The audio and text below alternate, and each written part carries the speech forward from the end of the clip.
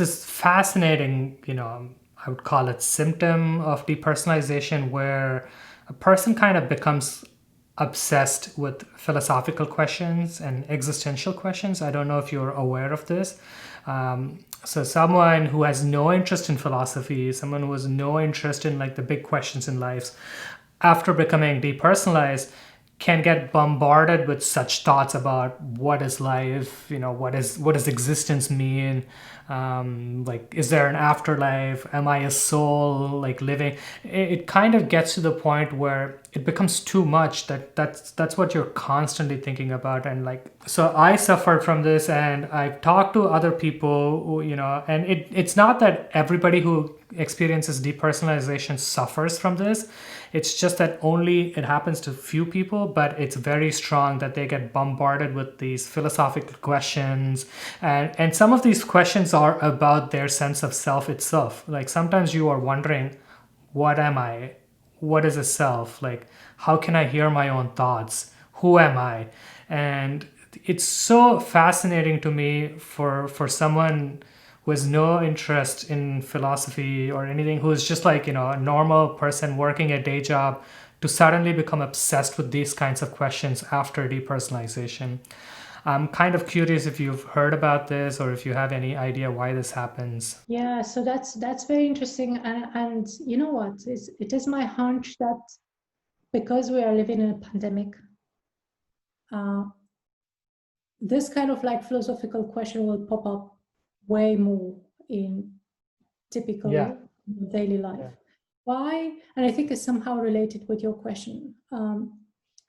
Is Just because to interrupt a little bit, I just want to say like this has been happening before the pandemic as well.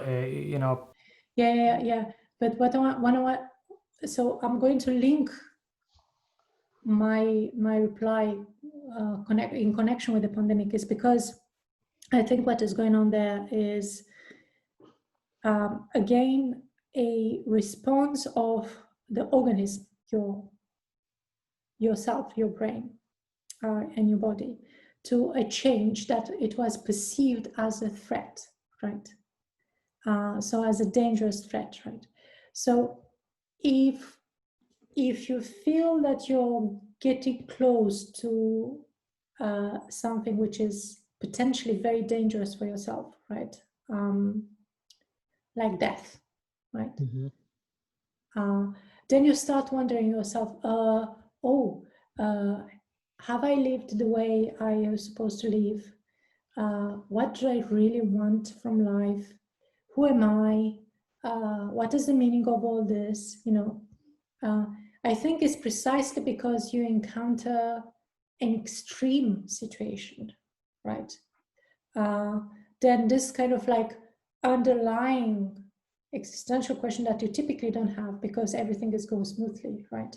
They come at the Right. surface, and then you say, oh, if I'm dying tomorrow, it's like, I want to know. It's like, what is the existence? Why am I here? It's like, where am I going? Who am I, right? And I think this type of feelings comes, maybe they are exacerbated in depersonalization because, as I said, it's somehow related with a disrupted way of like relating to your thinking self. So I overthink, right?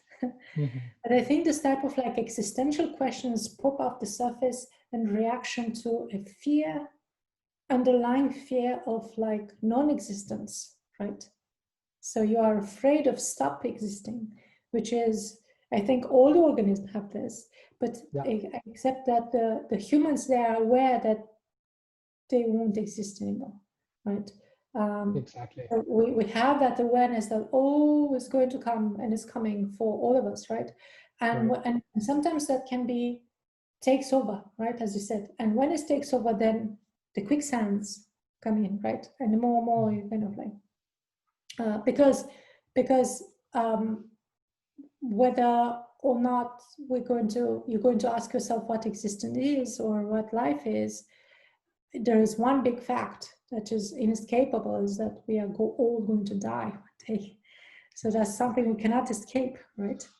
And the brain somehow forgets about it, right? It makes you forget about it, right? But when a threat comes, I gave the example of a pandemic, right? Because that's an immediate threat. But I think what is happening right now is that there's chance that actually these feelings come more often at the surface because the threat is more real and more visible, right? It's like I can go outside and meet the virus, and yeah. So but yeah, so it's a matter of like bringing at the surface something which is like underlying the human condition anyway, right? It's just like in depersonalization, this is exacerbated, and people, run in circles around it. Yeah, I actually do think that we're thinking all of these thoughts all the time, even like normal people, but it's so buried beneath the awareness. And then for people who are like undergoing DP, it just like comes up and you become like more aware of these thoughts. I feel like a part of us is always contemplating these questions. Maybe it's not vocalizing like in like sentences, but it's always thinking about these things about like what am I, like what am I doing in this world? In fact, it's kind of like I feel like people who experience depersonalization and derealization are in some ways normal than the normal people, because normal people, you know you exist in the world, and you like sometimes it's such a bizarre thing to exist in the world, but our mind just like quietens all of that, because if we are just fascinated and bewildered by reality all the time, no work will get done, right? But people with derealization are kind of fascinated, bewildered, and scared by reality all the time, and it kind of like affects the way they live, because they cannot get work done. It affects their day-to-day life. And so I feel like people who are normal, like their brain kind of like suppresses like all of that information and just like gives them like maybe 2 bits of like 8 bits of information so that they can get work done. um, it's kind of like this thing that I've been like thinking about. I, I understand that because, well, imagine a brain that knows that one day is going to stop functioning. Will be, well, why should I bother? I'm going to stop functioning anyway. It's like, Right. so why bother, right? But then you have this idea, okay, so you need to survive, but also reproduce, so to pass on, so to transmit something like information, right? So, yeah, I mean, one thing that we need to keep in mind, which is quite interesting, is that um,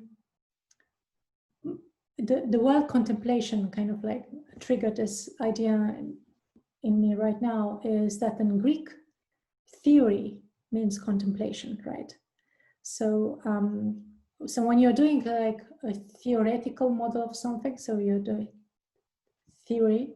Theory means that you contemplate, right? You draw yourself from something, and in order to see it, right?